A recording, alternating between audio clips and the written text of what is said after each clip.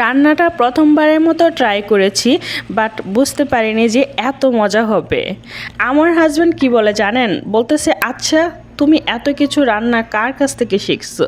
Hello everyone, আসসালামু আলাইকুম। চলে আসছি নতুন আরও একটি ডেইলি ব্লগ নিয়ে।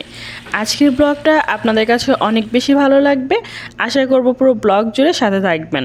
আর একটি লাইক দিয়ে অবশ্যই পুরো ব্লগ দেখার অনুরোধ রইল। এই যে সকালবেলা ঘুম থেকে উঠে ফ্রেশ হয়ে গিয়েছি আর রান্নার জন্য সব কিছু গুছিয়ে নিয়েছি। এখানে মাছের পেটি আর হচ্ছে মাছের ডিম, তো এগুলো নামিয়ে নিয়েছি। সাথে কিছু সবজি কেটে নিয়েছি, যেমন বেগুন আর হচ্ছে আলু।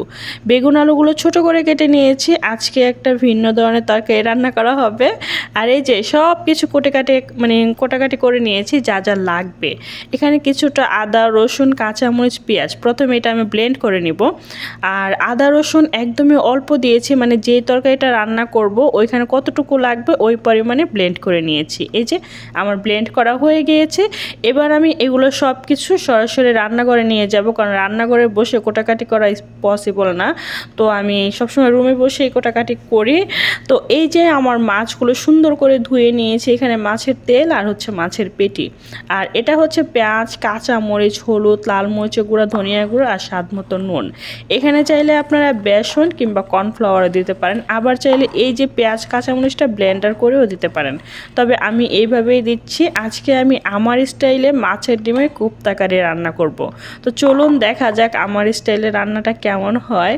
তো এই যে আমি ডিমটা সুন্দর করে এই মশলার সাথে কষলে নিচ্ছি। এটা যখন সুন্দর করে কষলানো হয়ে যাবে, তারপরে তেল গরম করে নিয়েছি একটা ফ্রাই প্যানে। আর এখানে আমি একটু একটু করে দিয়ে দিচ্ছি।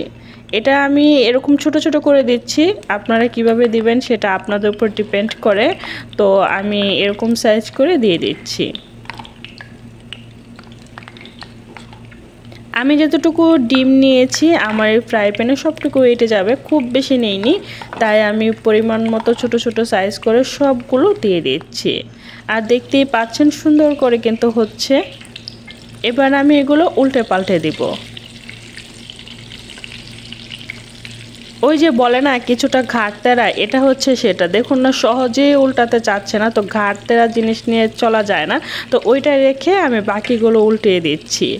আর এইভাবে উল্টে পাল্টে আমি সবগুলো সুন্দর করে ভেজে নিচ্ছি। খুব বেশি ভাজা যাবে না, অল্প একটু ভাজলেই হবে। তো আমি এটা এখন নামিয়ে নিচ্ছি।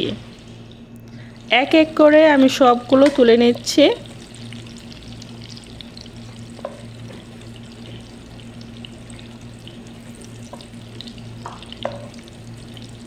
সবগুলো তোলা শেষ হয়ে গেলে ওই ফ্রাই প্যানে আমি দিয়ে দিচ্ছি পেঁয়াজ কুচি।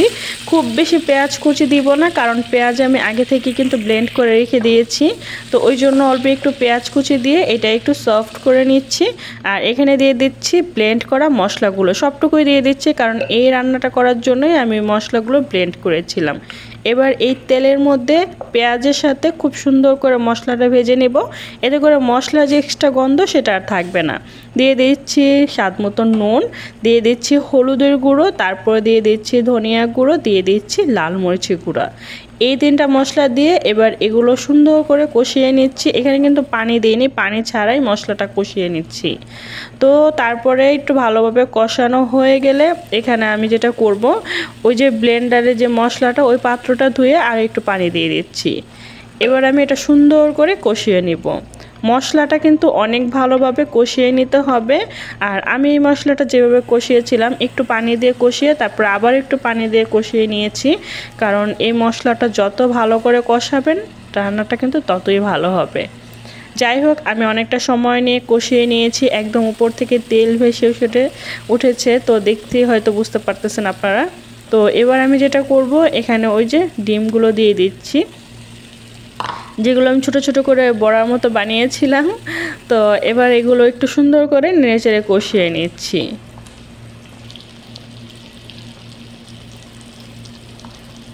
এই যে সুন্দর করে কষানো হয়ে যাচ্ছে, তারপরে দিয়ে দিচ্ছি একটু পানি। তো আমি এখানে অল্প একটু পানি দিয়ে দিচ্ছি পরিমাণ মতো। এবার এটা আমি আবারও একটু নেড়েচেড়ে দিচ্ছি, তারপরে এই রান্নাটা সুন্দর করে করে নেব।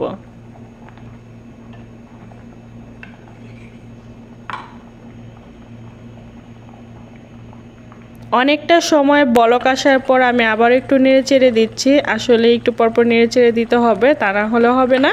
তো আমি এটা সুন্দর করে নেড়েচেড়ে রান্নাটা করে নিচ্ছি। ফাইনাল লুক হচ্ছে এরকম, দেখতেই পাচ্ছেন। এখানেও কিন্তু উপর থেকে তেল ভেসে উঠছে প্রায়।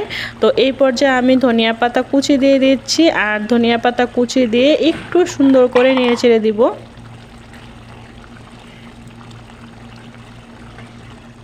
আর এই তো সুন্দর করে কিন্তু হয়ে গিয়েছে। এবার আমি এটা নামিয়ে নিব আর সরাসরি একটা সার্ভিং ডিশে সার্ভ করে নিব। দেখুন একদম ধোঁয়ায় আমার ক্যামেরাটা ঘোলা হয়ে গিয়েছে। তো যাই হোক, আমি এবার এটা সুন্দর করে সার্ভ করে নিয়েছি। আর দেখুন কত সুন্দর দেখা যাচ্ছে, তাই না? কালারটাও অনেক সুন্দর হয়েছে আর খেতে তো অনেক বেশি মজা হয়েছিল। আপনাদের কাছে কেমন হয়েছে সেটা আমি জানি না, আমার কাছে অনেক বেশি ভালো লেগেছিল।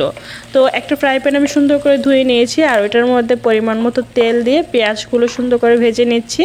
আর এখানে বেগুন, আলু, মাছ, তারপরে হচ্ছে সব ধরনের মশলা, কাঁচামরিচ, টমেটো সব একসাথে দিয়ে এবার আমি সুন্দর করে কষিয়ে নিব। এই রান্নাটা আমার শাশুড়ি মায়ের কাছ থেকে শিখেছি, উনি এই রান্নাটা করতো। আর আজকে আমার হাজব্যান্ড বলতেছে এই রান্নাটা করার জন্য, তাই এই রান্নাটা করতেছি।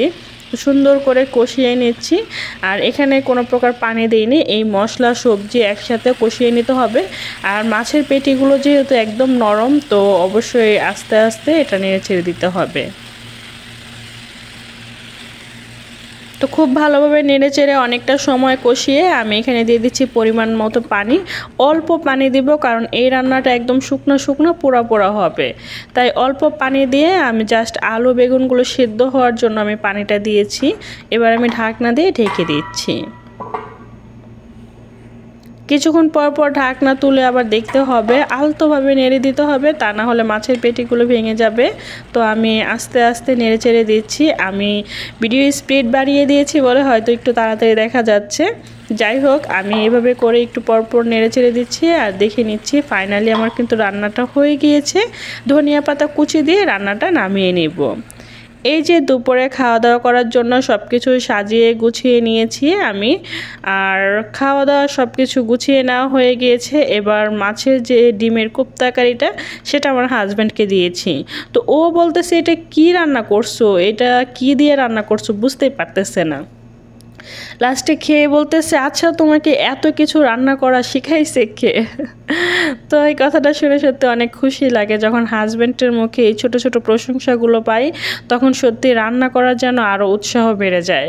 যাই হোক, আমার আজকের এই ছোট্ট ব্লগটা আপনাদের কাছে কেমন লাগছে সেটা অবশ্যই কমেন্ট করে জানাবেন। ভালো লাগলে লাইক, কমেন্ট, শেয়ার করতে ভুলবেন না। প্লিজ চ্যানেলটা সাবস্ক্রাইব করে রাখবেন, আর পেজে লাইক, ফলো দিয়ে সবসময় সাপোর্ট করবেন। সবাই ভালো থাকবেন। আল্লাহ হাফেজ।